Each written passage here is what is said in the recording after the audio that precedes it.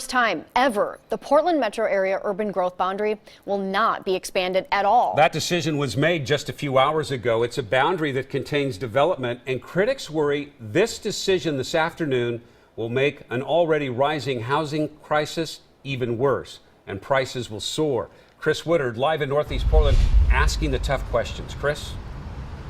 And that decision not to expand the boundary was made a short time ago here at Metro headquarters.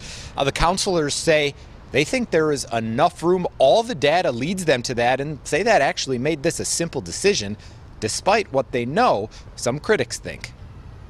We live in a beautiful place, and part of that is being able to leave town and go to the coast, go to the mountain, through countryside. The urban growth boundary is a delicate dance.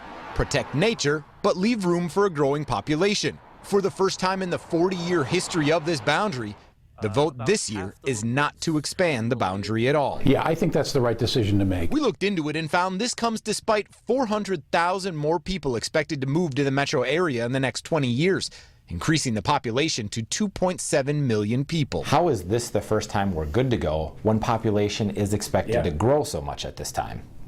We grew in the last decade, and if anything, in the next two, we'll probably be growing at a percentage rate that's a little lower than what it was in the 90s. The city of Portland alone is expected to grow by 260,000 people and 140,000 new jobs, leading some to voice concerns about increases in controversial processes like developers knocking one home down to put up two, and already increasing home and apartment costs. Do you have a concern that not expanding the boundary could contribute to rising rents and housing costs? No, we don't have a land shortage in the urban growth boundary. We added 3,000 acres since 2011, and none of that land has yet been has turned to shovel. Councilors point to a demand for downtown multi-unit housing, one factor leading to this first-of-its-kind decision.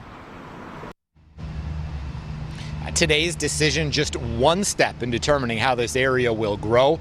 It's the city of Portland's turn next. Next week, Thursday, they'll have their first public hearing on the comprehensive plan. Live in Northeast Portland, I'm Chris Woodard for KOIN 6 News. Okay, and we know you'll keep us updated, Chris. Thank you for that.